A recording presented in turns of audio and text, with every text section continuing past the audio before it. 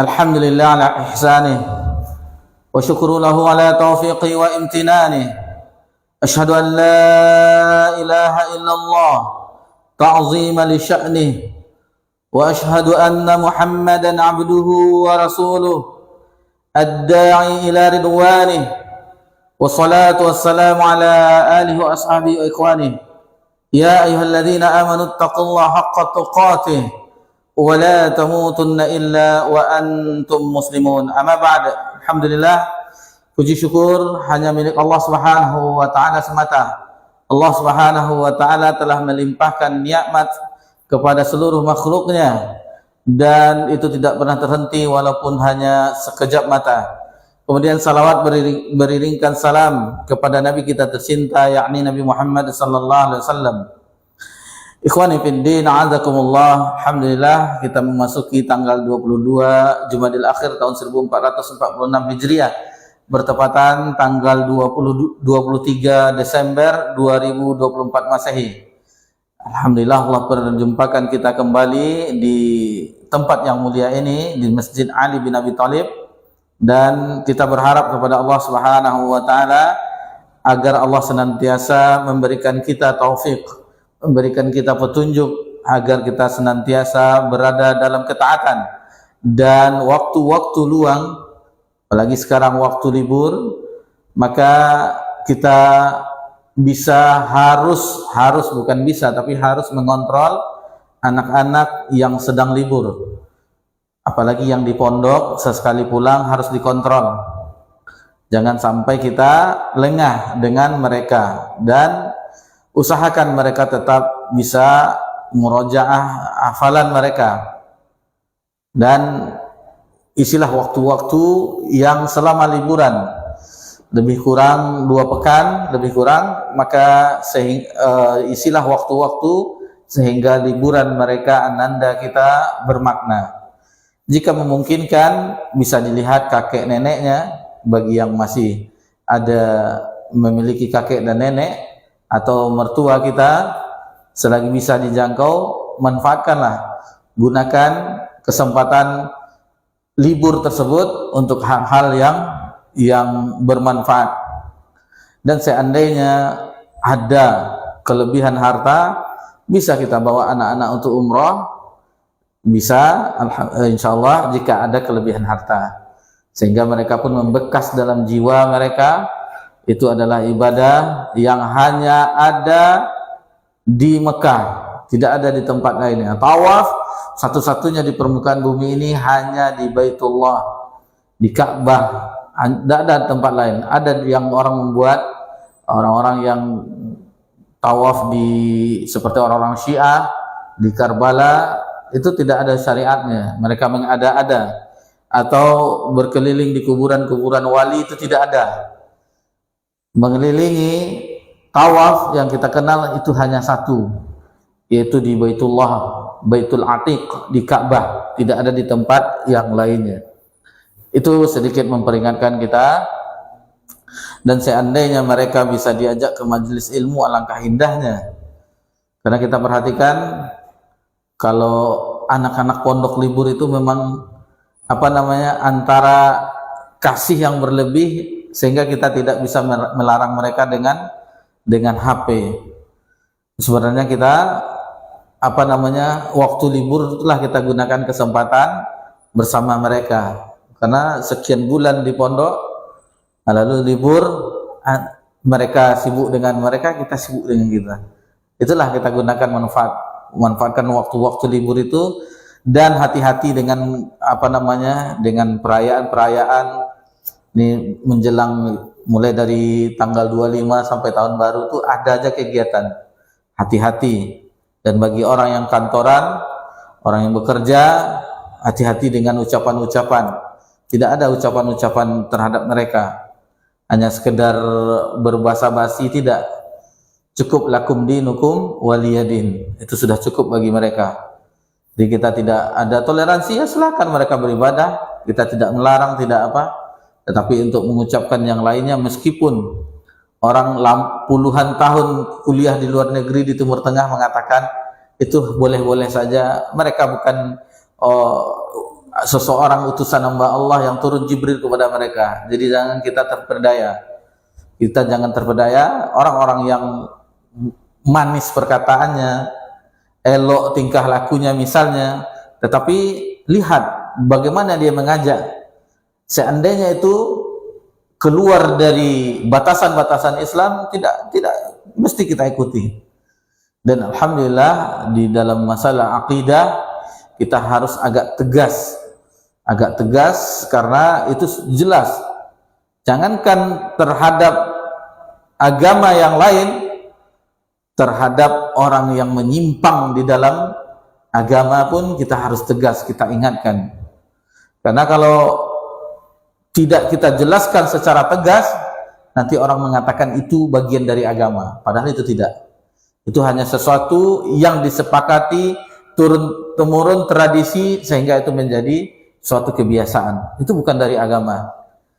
Kita alhamdulillah Allah berikan kesempatan untuk mempelajari agama Allah yang hak, maka mudah-mudahan Allah juga memberikan kita petunjuk agar bisa mengamalkannya, bisa mendakwahkannya. Kalau tidak kita kasih tahu kapan umat akan biar sajalah dulu, tidak. Kita harus sebagaimana mereka semangat dengan acara-acara mereka, kita harus semangat juga dengan mendakwahkan Islam yang hak ini. Akan kita jelaskan Al-Quran dan Sunnah menurut pemahaman para sahabat, sehingga kaum muslimin mengetahui, oh ternyata agama itu yang bersumber dengan dalil yang jelas. Seandainya itu ada di dalam benak kaum muslimin, alhamdulillah itu sudah langkah awal untuk langkah-langkah selanjutnya. Seandainya mereka bisa mengolahnya, tentu mereka akan mempelajari, sibuk dengan firman Allah Subhanahu wa taala, sibuk dengan hadis-hadis Nabi sallallahu alaihi wasallam. Adapun sekarang yang kita saksikan, alangkah kita katakan tidak pedulinya orang dengan mempelajari agama Allah Subhanahu wa taala. Sangat jauh kalau kita membaca referensi bagaimana ulama terdahulu. Misalnya kitab Syiar A'lamil Nubala Imam Az-Zahabi, mulai berangkat di usia belia, pulang ke negerinya setelah belajar agama itu sudah beruban. Puluhan tahun mereka belajar agama Allah Subhanahu wa taala. Akan tetapi nama mereka itu tercantum di dalam kitab-kitab ulama. Ada dinukilkan oleh ulama hadis. Misalnya haddatsana Muhammad bin Bashar, haddatsana Ibnu Syihab, ada namanya dibaca. Terukir dalam kitab-kitab ulama.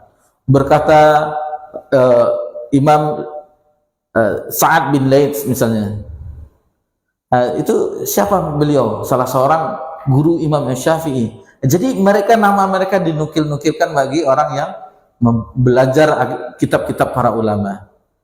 Jadi begitulah mereka mempelajari agama Allah Subhanahu wa taala dengan sungguh-sungguh, dan mereka lebih tamak mempelajari agama Allah daripada mengumpulkan harta duniawi. Dengan kehidupan seadanya, dengan makan seadanya, dengan pakaian seadanya. Itu kita baca biografi mereka. Perjalanan yang dahulu, jangan perjalanan yang kita pikirkan beli booking tiket pesawat, ini enggak. Mereka berjalan dengan jalan kaki. Pindah-pindah dari Kufah ke Basrah, pindah lagi ke Syam, pindah lagi ke pindah ke Madinah. Duduk hadir di halaqah-halaqah ilmiah. Tetapi hasilnya alhamdulillah mereka adalah penerus estafet dari agama Allah Subhanahu wa taala, karena al ulama warasatul anbiya. Para ulama itu adalah pewaris para nabi. Nabi itu tidak mewariskan dinar wa dirham, tidak mewariskan harta, tetapi mewariskan ilmu. Pernah dikisahkan Abu Hurairah radhiyallahu anhu, ketika orang sibuk dengan perdagangan di salah satu pasar di Madinah di zaman itu, lalu Abu Hurairah mengatakan, lihatlah di Masjid Nabawi, Nabi SAW membagi-bagikan warisan. Orang kalau mendengarkan warisan, ini harta. Lalu bergegaslah sebagian mereka ke Masjid Nabawi. Lalu setelah itu pulang, mana Nabi gak ada membagi-bagikan warisan. Itu yang Nabi sampaikan, firman sabda Nabi SAW, Itu warisan Nabi, ilmu. Jadi sedikit kita yang Allah gerakkan hati kita untuk mempelajari agama Allah Subhanahu wa taala. Apa namanya? Tujuan utama di antara tujuannya memang kita usul ilm, pokoknya ilmu itu khasyatullah, tetapi nanti akan ada apa nama kita? Langkah-langkah yang lain, tujuan-tujuan yang lain tercapai. Di antaranya akan tersingkapnya kehidupan akhirat. Seolah-olah tabir yang menutup kehidupan akhirat itu tampak jelas di mata kita. Karena kita mempelajari bagaimana keadaan hari akhir.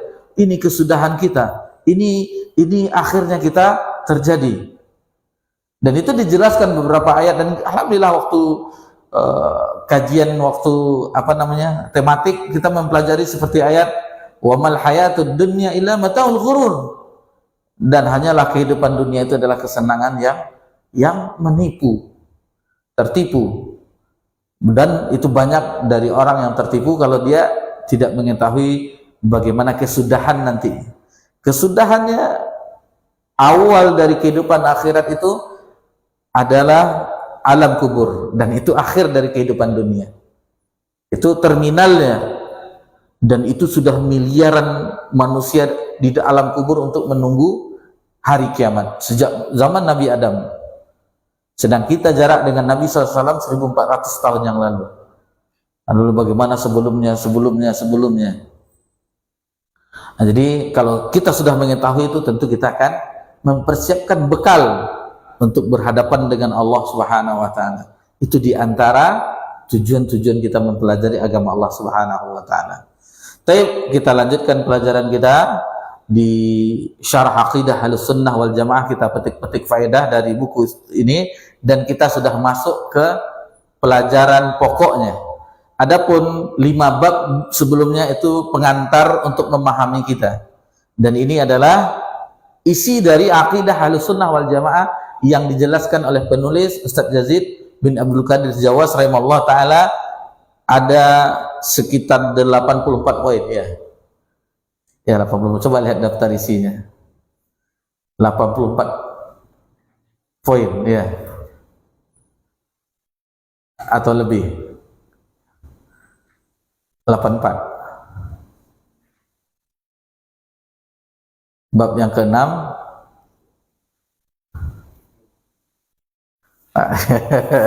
Ini nampak agak lambat membolak-balikkan buku. Jarang membaca. 84 Pak ya. Berarti benar. Jadi insya Allah kita mulai, ini isi kitab tersebut, isi buku yang kita petik faedahnya, kita mulai sekarang. Adapun 5 bab sebelumnya itu ada muqaddimah, pengantar untuk mengantarkan pola pikir kita, hati kita di jalan Allah Subhanahu wa taala. Bagaimana dengan mengikuti Nabi sallallahu alaihi wasallam, dengan mengikuti para sahabat radhiyallahu anhum ajmain. Langsung kita akan masuk bagaimana sebenarnya akidah Ahlussunnah wal Jamaah. Bagaimana sebenarnya akidah Ahlussunnah wal Jamaah. Baik. Sebelum beliau menukilkan poin yang pertama, yakni agama Islam adalah agama yang hak, yang benar, yang dibawa oleh Nabi sallallahu alaihi wasallam. Jadi ini akidah yang pertama di dalam buku ini adalah agama Islam adalah agama yang hak, yang benar, yang dibawa oleh Nabi SAW. Namun sebelum kita mempelajarinya, kita dengarkan dahulu apa yang disebutkan oleh penulis. Mungkin bisa dibantu Bang Umar, kita dengarkan, bacakan. Dia tidak bahasa Arab nah. Ini baca ini. Iya, Syarah Aqidah Ahlussunnah wal Jamaah halaman 103. Itu pengantarnya itu. Syarah Aqidah Ahlussunnah wal Jamaah. Ahlussunnah wal Jamaah berjalan di atas prinsip-prinsip yang kokoh dan jelas dalam keyakinan, amal dan perilaku. Prinsip-prinsip ini diambil dari kitabullah dan sunnah Rasulullah yang sahih, baik mutawatir maupun yang ahad, serta dengan pemahaman salafus ummah dari kalangan sahabat, tabi'in dan tabi'ut tabi'in, serta orang-orang yang mengikuti mereka baik. Baik, sebelum dilanjutkan, barakallahu fiik. Jadi jelas Ahlus Sunnah wal Jamaah itu jelas, prinsipnya jelas. Dari mana mengutipnya? Dari kitab Allah, dari sunnah Nabi sallallahu alaihi wasallam, meskipun itu mutawatir dan ahad. Karena sebagian kelompok kaum muslimin yang mereka menolak hadis ahad sehingga mereka berkeyakinan tidak ada azab kubur katanya. Karena azab kubur itu hadisnya padahal derajatnya sahih tetapi jalur periwayatannya ahad, tidak sampai derajat mutawatir. Dan kita telah singgung di pelajaran kita sebelumnya, hadis ahad adalah hadis yang tidak mencapai derajat mutawatir. Misalnya hanya 1 atau 2 orang atau 3 orang yang mengabarkan. Adapun akidah Ahlus Sunnah itu tetap menerima. Seandainya tidak diterima kan aneh. Sementara Nabi SAW hanya 1 orang diutus. Berarti itu derajatnya ahad. Lalu para nabi di kaumnya 1 orang. Nabi SAW mengutus sahabat Huzaifah bin Yaman atau Abu Musa al-Asy'ari, itu 1 orang, 2 orang. Seandainya itu ditolak, maka seluruh hampir sebagian banyak tentang masalah akidah ditolak. Sampai mereka mempercayai ini tidak ada mizan, itu tidak ada timbangan, itu tidak ada. Jadi apa sebenarnya agama ini? Nah, jadi baik itu mutawatir, adapun mutawatir itu agak banyak yang sahabat. Misalnya Abu Hurairah juga meriwayatkan, Abdullah bin Mas'ud juga meriwayatkan, lebih dari 15 sahabat meriwayatkan. Itu namanya mutawatir. Dan mutawatir itu mustahil para sahabat itu berbohong. Karena sebagian mereka sudah ada ke Syam, lalu ke Basrah, ke Kufah. Tidak mungkin mereka berbohong, bersepakat berbohong mengabarkan tentang berita dari Nabi SAW. Nah, jadi kita pakai mutawatir ahad tetapi sanadnya sahih. Sanadnya sahih. Taib. Dan ini tidak ada basa-basinya, istilahnya jangan kita paro-paro. Ini kebenaran.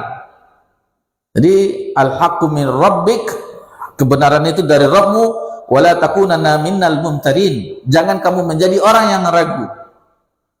Dan kita sudah jelaskan, kita bawakan firman Allah Subhanahu wa taala dalam surah Al-Baqarah di awal-awal, alif lam mim, dzalikal kitabu la raiba fi hudal lil muttaqin. Jadi jangankan untuk tidak percaya, la raiba fi, ragu pun kita tidak dibolehkan. Harus yakin. Disinilah keyakinan, dan di sini letaknya akidah. Di sini letaknya akidah, keyakinan dalam hati yang sebagaimana telah kita pelajari di bab-bab sebelumnya, di bab pertama definisi. Baik, istamir. Prinsip-prinsip ini telah dijelaskan oleh Nabi Muhammad SAW secara lengkap, dan tidak boleh seorang pun mengada-ngadakan sesuatu berkenaan dengannya dan menyangka bahwa hal ini termasuk agama tanpa ilmu. Karena itulah Ahlus Sunnah berpegang teguh dengan prinsip-prinsip ini, menjauhi lafaz-lafaz yang diada-adakan dan berkomitmen dengan lafaz-lafaz yang syar'i. Lanjut. Di dalam buku ini penulis mensyarah atau menjelaskan prinsip-prinsip akidah Ahlus Sunnah wal Jamaah dari kitab-kitab para ulama Ahlus Sunnah. Ada yang penulis sebutkan secara global, ada juga yang terperinci, baik yang berkaitan dengan prinsip-prinsip dasar keimanan maupun cabang-cabangnya dengan dalil dari Al-Quran dan As-Sunnah menurut pemahaman salafus soleh. Baik, jadi sudah jelas. Jadi bagaimana penulis menukilkan di dalam kitabnya ini, itu karangan ulama-ulama Ahlus Sunnah yang beliau ambil, beliau nukil, dibawakan ke dalam bukunya ini. Ada yang secara global, ada yang secara rinci beliau jelaskan. Seandainya itu beliau rincikan, tentunya beberapa halaman. Adapun secara global, misalnya beliau menjelaskan hanya secara umum, nanti mungkin bisa 2 atau 3 poin kita pelajari. Kan insya Allah 84 poin akidah Ahlus Sunnah wal Jamaah. Seandainya itu satu-satu, itu kalau pembahasannya panjang. Seperti yang pertama ini agak panjang sedikit. Tapi untuk menyingkat waktu, kita langsung saja mendengarkan apa yang disebutkan mu'alif pada prinsip yang pertama, yaitu akidah Ahlus Sunnah yang pertama, agama Islam adalah agama yang hak, yang benar, yang dibawa oleh Nabi SAW. Beliau membawakan apa itu Islam. Definisi Islam secara etimologi, secara bahasa, itu Islam adalah berserah diri, taslim, tunduk, dan patuh. Adapun secara terminologi, secara istilah syariat, ada dua keadaan. Jadi Islam itu secara syariat, istilah, itu ada dua keadaan. Yang pertama, apabila Islam itu disebutkan sendiri tanpa diiringi dengan kata iman, maka pengertian Islam mencakup keseluruhan agama. Jadi kalau seandainya hanya Islam dikatakan Islam, itu mencakup seluruhnya. Tetapi kalau nanti yang kedua, kita singgung sedikit supaya kita bisa memahaminya. Kalau Islam dengan iman itu disebutkan bergandengan, Islam berarti itu amalan anggota badan, sementara iman itu amalan hati. Nah, itu bedanya. Tetapi kalau secara sendiri Islam itu hanya dibawakan istilah Islam tanpa ada iman mengikutinya, maka itu berarti Islam secara keseluruhan, mencakup iman. Taib. Di sini dijelaskan oleh penulis rahimahullah taala, baik itu masalah usul, masalah pokok, masalah furu, cabang. Jadi berupa masalah akidah, masalah ibadah, masalah keyakinan, perkataan dan perbuatan. Jadi pengertian yang disebutkan yang pertama ini bahwa Islam adalah pengakuan dengan lisan, meyakini dengan hati, dan berserah diri kepada Allah Azza wa Jalla atas semua yang telah ditentukan dan ditakdirkan. Ini beliau nukil dari Mafradat Al-Fazil Quran, karya Al-Alama Ar-Raghib Al-Asfani dan Ma'ariful Qabul oleh Syekh Hafiz Ahmad Al-Hakimi. Jadi nanti footnote-footnote-nya, catatan kaki, dari situlah beliau menukilnya. Ini disebutkan dalam firman Allah Subhanahu wa taala dalam surah Al-Baqarah ayat 131. Idz qala lahu rabbuhu aslim. Ingatlah ketika Rabbnya berfirman kepada Ibrahim, Nabi Ibrahim alaihissalam, aslim, berserah dirilah. Qala aslamtu li rabbil alamin. Lalu Nabi Ibrahim menjawab, aku berserah diri kepada Rabb seluruh alam. Ada juga yang mendefinisikan Islam. Nah, ini kalau kita belajar Al-Usul Salasa, Syekh Muhammad At-Tamimi membawakan definisi ini dalam Usul Salasa. Al-istislamu lillahi bitauhid, yaitu menyerahkan diri dengan mentauhidkan Allah Subhanahu wa taala. Jadi berserah diri kepada Allah dengan mentauhidkan Allah Subhanahu wa taala, wal inqiyadu lahu bitta'ah, lalu diikuti dengan ketaatan kepada Allah Subhanahu wa taala, wal bara'atu minasyirki wa ahli, dan berlepas diri dari kesyirikan dan pelaku kesyirikan. Itu definisi Islam yang pertama. Adapun yang kedua, apabila Islam itu disebutkan bersamaan dengan kata iman, sebagaimana kita singgung tadi, maka yang dimaksud Islam adalah perkataan dan amalan-amalan lahiriah yang nampak. Kemudian adapun iman itu adalah berupa keyakinan dari amalan hati. Sebagaimana firman Allah Subhanahu wa taala dalam surah Al-Hujurat ayat 14, qalatil a'rabu amanna. Jadi orang-orang Arab Badui itu mengatakan kami telah beriman. Kullam tu'minu, lalu katakanlah kepada mereka, kamu belum beriman. Walakin qulu aslamna, akan tetapi katakanlah kami telah Islam, kami telah tunduk berserah diri. Walamma yadkhul imanu fi qulubikum, karena iman itu belum masuk ke dalam hatimu. Ini berkenaan dengan orang-orang Arab Badawi, orang-orang pedalaman. Mereka mengatakan amanna, kami telah beriman. Tetapi itu belum cukup, karena mereka belum mempelajari Islam secara mendalam. Lalu dikatakan, kamu hanya baru Islam, baru masuk Islam, aslamna, katakanlah kami Islam. Karena Islam itu, ajaran itu belum masuk ke dalam hatinya. Kemudian disimpulkan oleh mu'allif, dengan Islam Allah Subhanahu wa taala mengakhiri serta menyempurnakan agamanya yang dianut oleh umat nabi-nabi sebelumnya. Dengan Islam pula Allah menyempurnakan kenikmatannya dan meridhoi Islam sebagai agamanya. Agama Islam adalah satu-satunya agama yang benar dan satu-satunya agama yang diterima Allah. Agama atau kepercayaan selain Islam tidak diterima oleh Allah Subhanahu wa taala. Tidak ada pluralisme keberagaman agama. Jadi tidak ada agama itu, bahkan ada kolaborasi juga. Itu tidak. Agama ini sama, semua orang akan masuk surga apapun agamanya, yang penting dia baik. Tidak. Syarat untuk masuk Islam saja harus mengucapkan 2 kalimat syahadat. Sementara orang yang tidak beragama Islam itu tidak. Sama kita mau masuk kerja, lalu syarat yang diambil misalnya syarat untuk bagian keuangan, diambil sarjana ekonomi misalnya, atau yang magister ekonomi akuntansi. Lalu kita sarjana teknik, masukkan lamaran, kira-kira apakah diterima? Syaratnya tidak terpenuhi, kecuali itu milik perusahaan keluarga, itu lain soal. Tetapi kalau jalur yang biasa itu tidak akan, mustahil. Sudah jelas kriteria, persyaratan, lowongan pekerjaan, lowongan kerja, ini syaratnya. Lalu fresh graduated, istilahnya baru tamat, ini umur udah 45, daftar pula kan. Nah, itu seperti itu. Dan begitu juga Islam, syarat pertamanya adalah mengucapkan 2 kalimat syahadat. Orang-orang non-muslim, orang-orang yang tidak beragama Islam itu tidak pernah mengucapkan itu. Lalu bagaimana mungkin mereka akan diterima amalannya?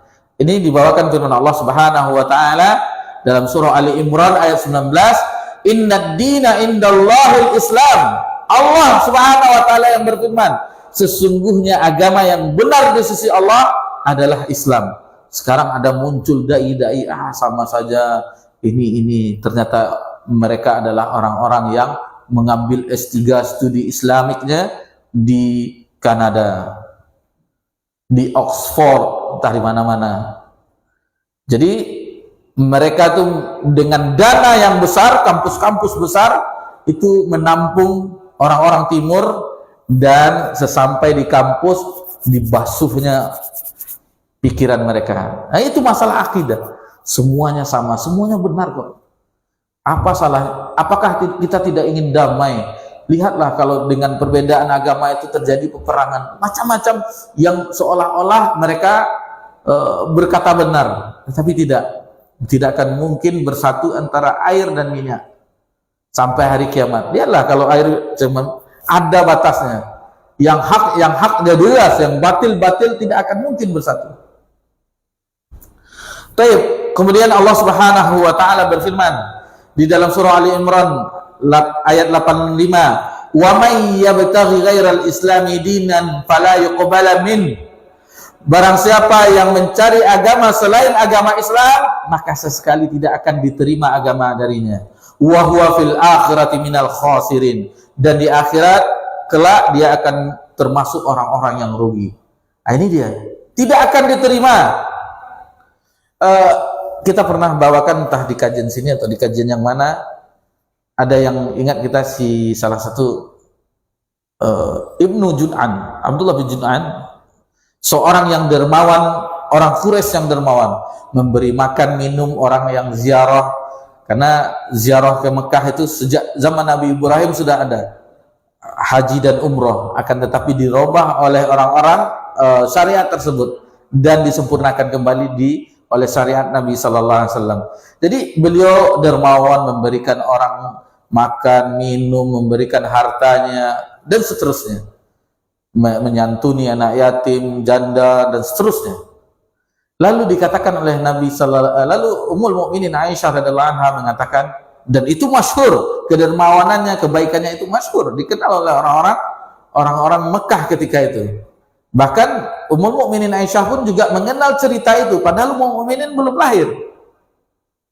Lalu dikatakan bagaimana keadaannya nanti di akhirat. Nabi SAW menjawab bahwasanya dia akan berada di neraka, karena tidak pernah keluar dari lisannya ungkapan Rabbighfirli, ya Rabbku ampunilah dosa-dosaku. Tidak pernah dia mengungkapkan, karena dia tidak beriman dengan Allah Subhanahu wa taala. Kita azan dulu, insya Allah setelah azan akan kita lanjutkan insya Allah.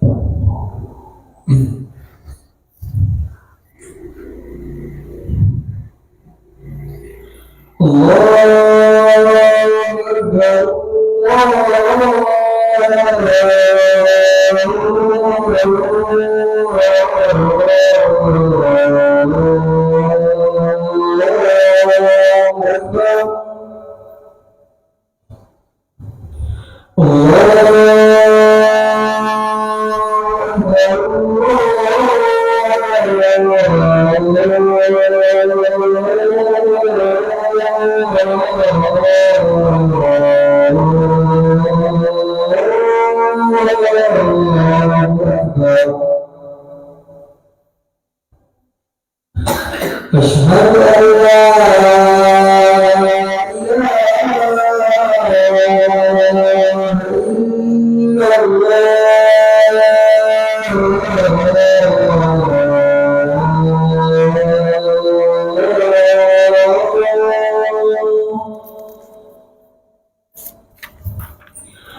أشهد أن لا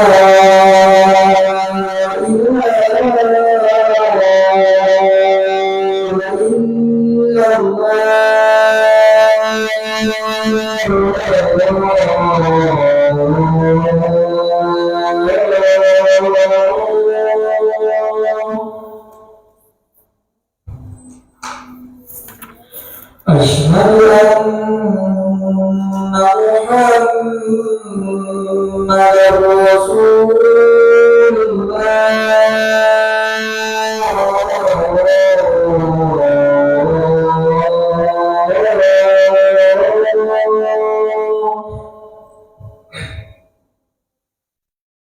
أشهد أن محمدا رسول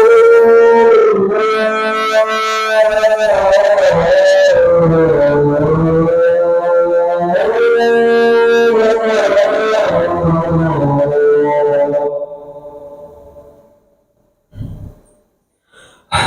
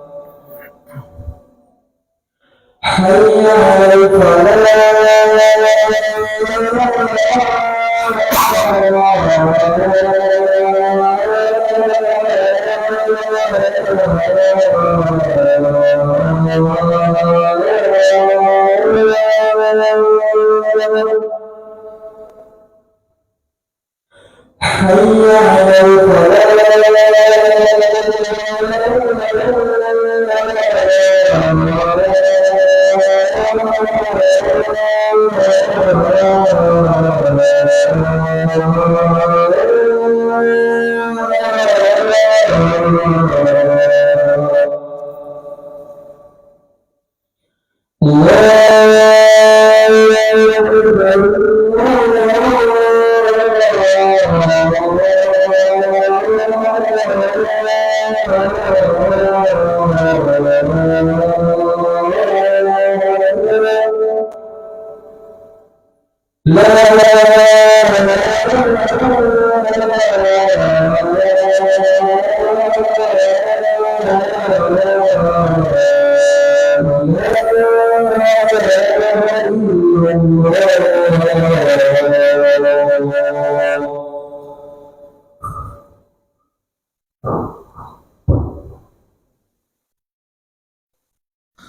Alhamdulillah wassalatu wassalamu ala rasulillah ma ba'd. Jadi Allah Subhanahu wa taala ingin mewajibkan kepada seluruh manusia untuk memeluk agama Islam. Karena Nabi kita tercinta Nabi Muhammad sallallahu alaihi wasallam itu diutus untuk seluruh alam ini. Wa ma arsalnaka illa rahmatan lil alamin. Dan di ayat ini disebutkan dalam surah Al-A'raf ayat 158, "Qul ya ayyuhan nasu inni rasulullah ilaikum jami'a." Wahai manusia, katakanlah wahai manusia, sesungguhnya aku ini adalah utusan Allah bagi kamu semuanya. Alladzi lahu mulkus samawati wal ard, yang memiliki kerajaan langit dan bumi. La ilaha illa huwa yuhyi wa yumit. Tidak ada ilah yang berhak disembah selain Dia, yang menghidupkan dan mematikan. Fa aminu billahi wa rasulihin nabiyil ummil ladzi yu'minuna billahi wa kalimatihi. Lalu disebutkan dalam ayat ini, maka berimanlah kamu kepada Allah dan Rasulnya, yaitu Nabi yang ummi, yang tidak bisa baca tulis, yang beriman kepada Allah dan kalimat-kalimatnya, yaitu kitab-kitabnya. Wattabi'uhu la'allakum tahtadun. Ikutilah dia agar kamu mendapat petunjuk. Jadi sebaik-baik petunjuk itu wa khairal hadi wa khairul huda hudan Nabi sallallahu alaihi wasallam. Sebaik-baik petunjuk itu adalah petunjuk Nabi sallallahu alaihi wasallam. Dan ini di dalam hadis disebutkan oleh Nabi sallallahu alaihi wasallam dari Abu Hurairah. Hadis ini sahih di dalam Sahih Muslim. Wallazi nafsu Muhammadin biyadihi, demi zat yang jiwa Muhammad berada di dalam genggamannya, la yasma'u bi ahadun min hazil ummah, tidak seorang pun dari umat ini, Yahudiyun wala Nasraniyun, baik dia Yahudi dan Nasrani, thumma yamutu walam yu'minu billadzi ursiltu bih, kemudian dia mati tetapi tidak beriman terhadap apa yang aku bawa, kata Nabi SAW, illa kana min ashabin nar, kecuali dia adalah termasuk orang penghuni neraka. Nabi wa huwa shadiqul masduq, Nabi itu yang dipercaya dan dipercayai, al-amin, dan turun risalah kepada Nabi SAW mengucapkan barang siapa, apapun dia, baik dia Yahudi dan Nasrani dan seluruh agama di dunia ini, tidak mengikuti apa yang dibawa oleh Nabi SAW dan dia mati dengan keadaan kondisi itu, kata Nabi SAW, illa kana min ashabin nar. Allahu Akbar. Maka kita memuji kepada Allah. Allah pilihkan kita lahir dari rahim ibu kita yang beragama Islam, dari bapak yang beragama Islam, dan ini nikmat dari Allah Subhanahu wa taala. Minimal kita terhalangi dari kekalnya neraka. Kita katakan kekalnya neraka karena ada orang Islam yang diazab karena dosa dan maksiat, kecuali Allah ampuni. Dari firman Allah, innallaha la yaghfiru ayyushraka bih wa yaghfiru ma duna dzalika liman yasha. Sesungguhnya Allah tidak mengampuni dosa syirik dan mengampuni dosa selain syirik terhadap siapa yang diinginkannya. Ada yang Allah ampuni, ada yang Allah azab. Diazab dahulu, baru setelah itu, setelah habis dosa-dosa maksiat, ya, baru setelah itu dimasukkan ke dalam surga. Nah, jadi minimal orang walaupun hanya keyakinannya sebiji sawi keimanan dalam hatinya, iman kepada Allah, itu akan membuat dia tidak kekal di neraka Allah. Tetapi tidak ada keimanan itu, maka itulah kehidupan yang kekal abadi, tempat yang paling sengsara, yaitu di neraka Allah Subhanahu wa taala. Lalu disebutkan mengimani Nabi sallallahu alaihi wasallam yaitu dengan seluruhnya, bukan hanya sekedar membenarkan. Seluruhnya diyakini, diamalkan, diucapkan dengan lisan. Kalau sekedar membenarkan, Abu Thalib sama Nabi membenarkan bahwa dia mengetahui anak ponaannya ini adalah membawa kebenaran, tetapi tidak mengucapkan syahadat, tidak mengamalkan apa yang dibawa oleh Nabi sallallahu alaihi wasallam. Jadi agama Islam mencakup keseluruhannya, mencakup kemaslahatan baik dunia dan di akhirat, cocok untuk setiap kaum, baik yang hitam, yang putih, yang keriting, yang apa, seluruhnya cocok. Tidak ada perbedaan, tidak ada kasta-kasta. Yang membedakan mereka hanyalah ketakwaan kepada Allah, baik dia pesek, baik dia mancung, itu sama di sisi Allah. Kemudian di setiap tempat apapun itu cocok kondisi, dan sepanjang zaman itu cocok. Tidak ada nanti muktamar seluruh ulama, ini ajaran ini tidak cocok kita rubah lagi, tidak. sampai akhir zaman, dan kemukjizatan Al-Quran Al-Karim itu sampai akhir zaman. Mukjizat terbesar Nabi sallallahu alaihi wasallam. Kemudian Allah Subhanahu wa taala berfirman di halaman 107 surah Al-Maidah ayat 48, wa anzalna ilaikal kitaba bil haqqi musaddiqan lima baina yadayhi minal kitabi wa muhaiminan alaih. Dan kami telah menurunkan kitab Al-Quran kepadamu wahai Muhammad dengan membawa kebenaran. Jadi kalau kita ingin mencari kebenaran, petunjuk di Al-Quran Al-Karim yang membenarkan apa yang sebelumnya, yaitu kitab-kitab sebelumnya, kitab suhuf Ibrahim wa Musa, suhuf lembaran-lembaran, kemudian Taurat kepada Nabi Musa, kemudian Injil kepada Nabi Isa, Zabur kepada Nabi Daud, itu dibenarkan.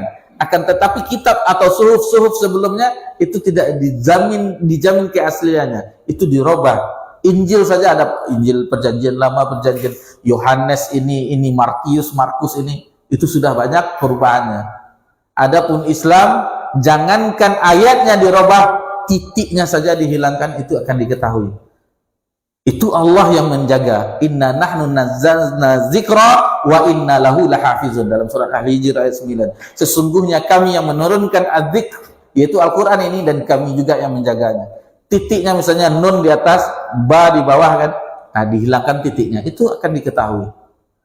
Dan betapa banyak anak-anak kita, lembaga-lembaga yang menghafal Al-Quran di dada-dada kaum muslimin, itu mudah teman.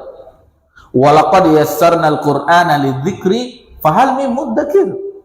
Allah mudahkan untuk menghafal Al-Qur'anul Karim. Bahkan orang yang tidak punya penglihatan, dan kita lihat tidak punya penglihatan untuk membaca, tetapi dia bisa menghafal Al-Qur'anul Karim.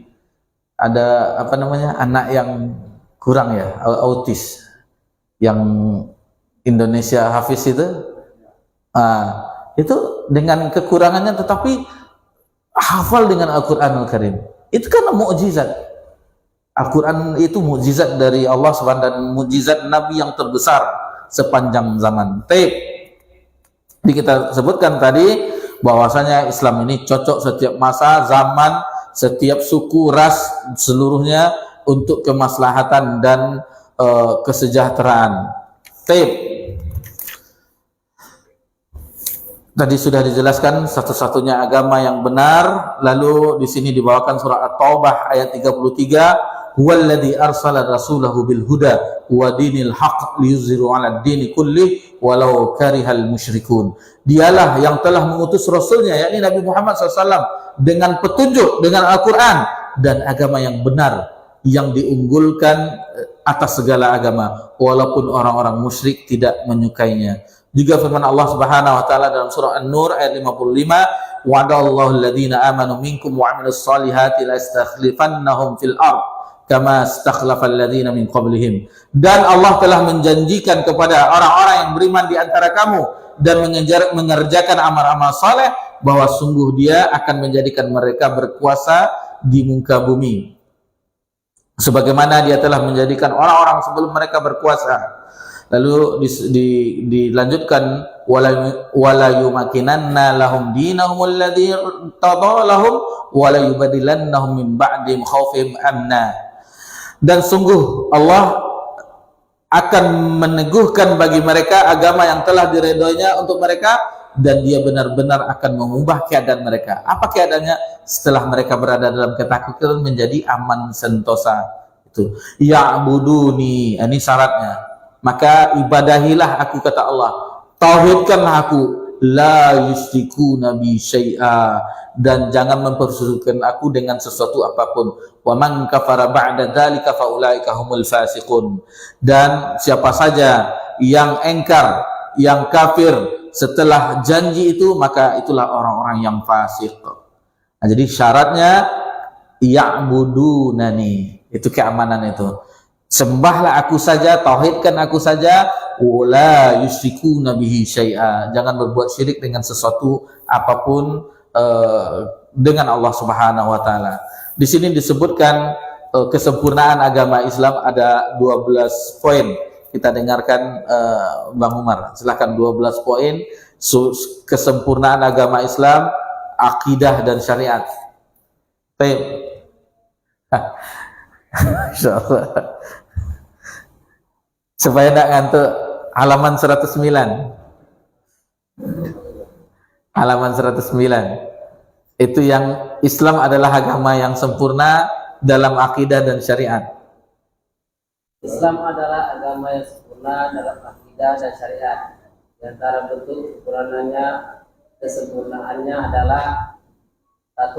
Islam memerintahkan untuk bertauhid serta melarang perbuatan syirik. Ini yang pertama dan paling utama, itu dulu. Tauhid, menjauhi kesyirikan. Itu yang paling utama dalam ajaran agama Islam. Oke, selanjutnya. 2. Islam memerintahkan untuk berbuat jujur dan melarang berkata dan bersikap bohong. 3. Islam memerintahkan untuk berbuat adil dan melarang bersikap zalim.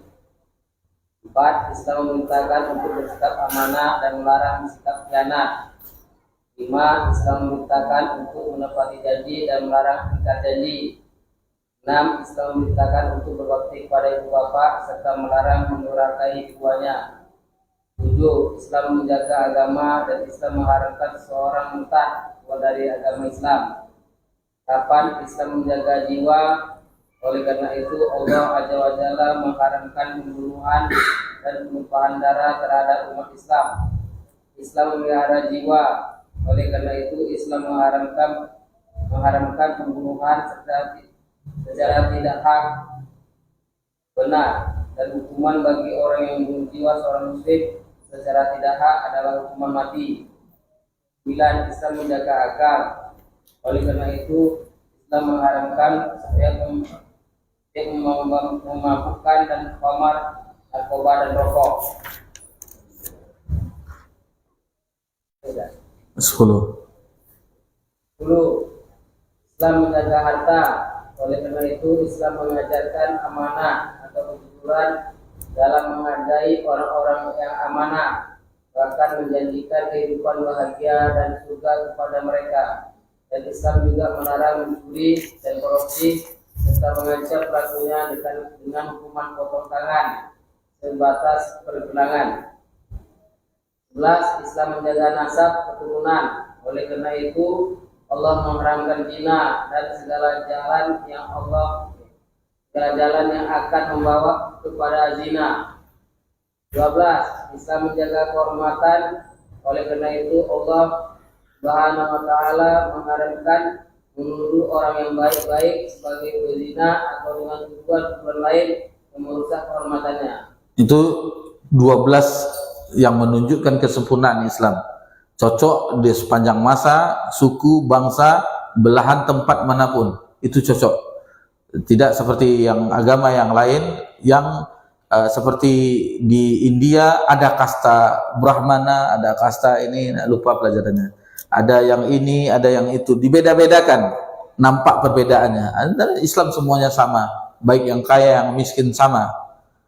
Dan bagaimana poin-poin ini kita lihat semuanya, anggap saja sebagian ada yang serupa dengan agama yang lain, tetapi yang membedakannya adalah poin yang pertama. Itu dia, mentauhidkan Allah, tidak berbuat syirik. Itu yang paling utama sekali. Itu yang paling utama sekali. Harus menyembah Allah saja, jangan persekutukan Allah dengan yang lain. Baik, dalil-dalilnya kita agak baca secara cepat. Bahwasanya Islam menjaga jiwa, harta dan kehormatan kaum muslimin, diantaranya sabda Rasulullah SAW, fa inna dima'akum, sesungguhnya darahmu, wa amwalukum, harta benda, wa aradakum, kehormatan, bainakum haramun ka hurmati yaumikum hadha, haram di atas kalian, kata Nabi SAW, seperti terlarangnya hari ini. Hari itu adalah hari Jumat, hari Arafah, ketika Nabi haji wada. Hadis ini asbabul wurudnya, ketika hadis ini diucapkan oleh Nabi, fi syahrikum hadza, seperti haramnya bulan ini, yaitu bulan Dzulhijjah, termasuk bulan haram, fi baladikum hadza, di Arafah, tanah haram, liyuballigh syahidul ghaib. Lalu kata Nabi, hendaknya yang hadir menyampaikan kepada yang tidak hadir. Ini adalah bagaimana kita mendakwahkan agama ini.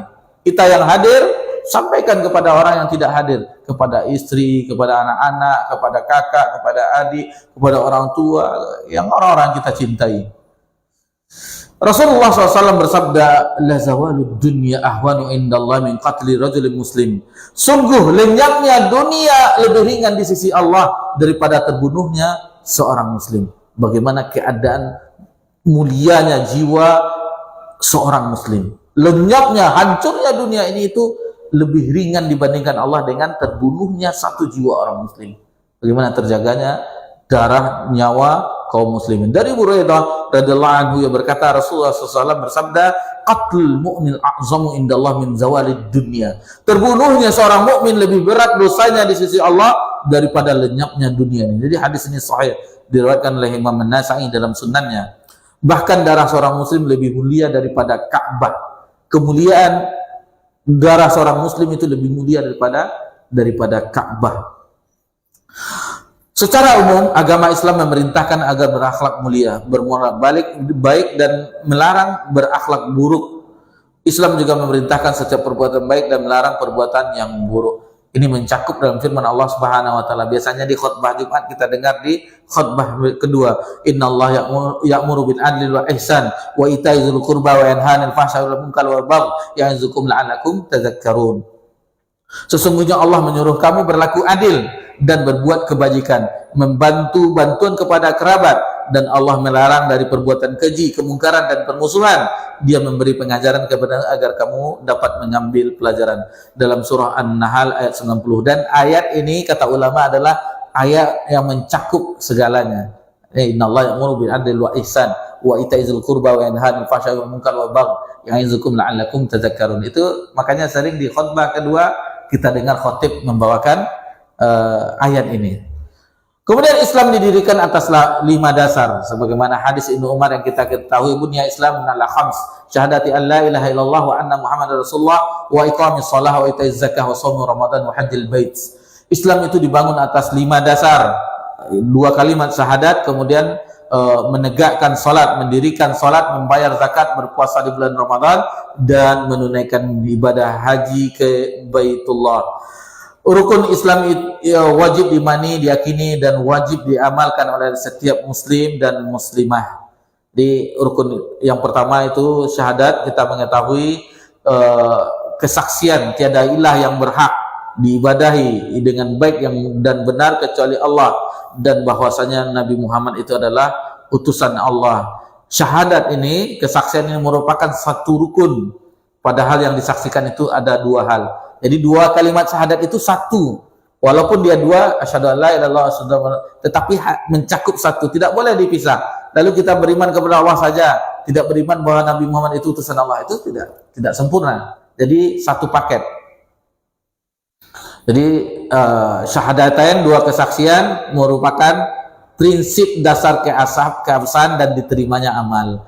Jadi betapapun banyaknya amalan seseorang, sebagaimana tadi Ummul Mukminin mengatakan, dia seorang dermawan di zaman Quraisy dulu, kafir Quraisy, tetapi tidak pernah mengucapkan Rabbighfirli, tidak beriman kepada Allah Subhanahu wa taala, meskipun menginfakkan emas sepenuh bumi ini, tetapi itu tidak ada nilainya di sisi Allah, karena syarat yang pertama yaitu la ilaha illallah tidak terucap di dalam lisannya dan tidak terbenam, istilahnya tidak bercokol di dalam hatinya.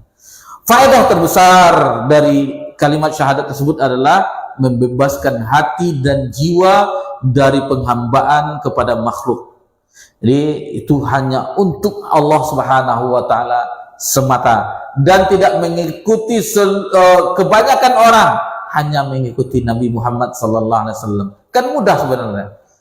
Bingung misalnya kita belajar banyak pembahasan fikih, imam mazhab ini. Ngapain kita ikuti saja satu orang, Nabi Muhammad SAW, selesai perkara. Tidak akan sengsara kita selisih orang seluruh bumi ini, lalu kita ikuti satu orang Nabi Muhammad SAW, yakinlah itulah yang akan membawa ke jalan surga. Lalu kita ikuti seluruh jalan orang-orang, lalu kita selisih jalan Nabi SAW, yakinlah itu akan jalan kesesatan. Karena kata ulama, kullu tariqah ilal jannah asatar. Setiap jalan menuju surga itu sudah tertutup illa tariqah Muhammad sallallahu alaihi wasallam, kecuali jalannya Muhammad sallallahu alaihi wasallam. Jadi jalan yang menuju surga itu adalah jalannya Nabi Muhammad sallallahu alaihi wasallam. Jangan sampai diselisihi.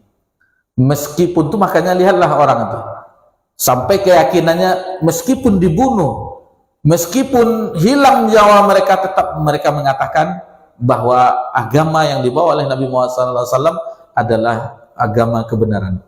Rukun kedua adalah menegakkan salat, artinya beribadah kepada Allah dengan melaksanakan salat 5 waktu secara istiqomah, sempurna.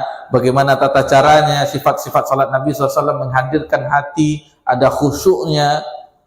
Lalu Nabi SAW menyebutkan sallu kama ra'aitumuni usalli, salatlah kalian sebagaimana kalian melihatku salat. Adapun hikmahnya salah satunya ikhwani fiddin azakumullah, disebutkan oleh muallif, hikmah, salah satu hikmah dari salat itu, kita menunaikan salat adalah mendapatkan kelapangan dada. Lihatlah kalau kita habis salat itu lapang terasa dunia ini, ketenangan hati, serta menjauhkan diri dari perbuatan keji dan munkar. Jadi inna salata tanha anil fahsyai wal munkar, dalam surah Al-Ankabut ayat 45. Kemudian rukun yang ketiga membayar zakat, artinya beribadah hanya kepada Allah dengan menyerahkan kadar wajib dari harta-harta yang harus dikeluarkan zakatnya. Salah satu hikmah, ini salah satu hikmah dibawakan di sini membayar zakat adalah membersihkan harta, membersihkan jiwa, membersihkan moral dari yang buruk, yaitu kekikiran, bakhil, pelit, serta dapat menutupi kebutuhan Islam dan kaum muslimin, menolong orang-orang fakir dan miskin, sosial. Kemudian yang keempat, rukun yang keempat, berpuasa di bulan Ramadan, artinya beribadah hanya kepada Allah dengan meninggalkan yang dihalalkan oleh Allah, seperti makan, minum, mendatangi istri, itu yang sebelum bulan Ramadan itu dihalalkan, tetapi di bulan Ramadan itu sebagai pembatal dari puasa, dimulai dari terbitnya fajar shadiq, yaitu masuknya waktu subuh, sampai terbenamnya matahari. Salah satu hikmah berpuasa di bulan Ramadan adalah melatih jiwa untuk meninggalkan hal-hal yang disukai karena mencari ridha Allah. Kita tinggalkan makan, minum, mendatangi istri yang halal di selain bulan Ramadan, atau di malamnya juga halal, akan tetapi kita tinggalkan untuk mencari ridho Allah Subhanahu wa ta'ala. Jadi kalau kita ingat-ingat Ramadan, 2 bulan lebih sedikit lagi insya Allah bulan Ramadan, maka ulama terdahulu, bapak-bapak, ikhwani fiddin azakumullah rahimanihumullah, itu 6 bulan sebelum masuk bulan Ramadan mereka berdoa agar disampaikan umurnya di bulan Ramadan. Maka kita harus persiapkan. Insya Allah bulan depan, bulan Rajab, kita latih berpuasa. Di Sya'ban kita berbanyak puasa, sehingga ketika di bulan Ramadan kita sudah menikmati ibadah-ibadah.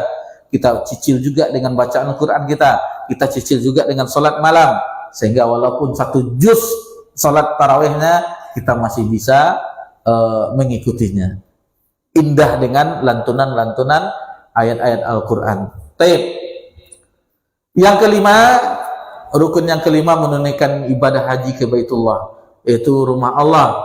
Artinya beribadah hanya kepada Allah dengan menuju Baitullah Al-Haram di Ka'bah di Makkah Al-Mukarramah untuk melaksanakan syiar atau manasik haji. Allah Subhanahu wa taala berfirman, "Walillahi 'alan nasi hajjul baiti man istata'a ilaihi sabila wa man kafara fa innallaha ghaniyun 'anil 'alamin." Dan di antara kewajiban manusia terhadap Allah adalah melaksanakan ibadah haji ke Baitullah, yaitu bagi orang yang mampu. Jadi sini man istata'a, mampu dari segi harta, mampu aman di perjalanan, mampu dari segi fisik kita, mampu harta yang kita tinggalkan kepada keluarga, mampu tidak perang orang di jalan, nanti ditembak pesawat nanti.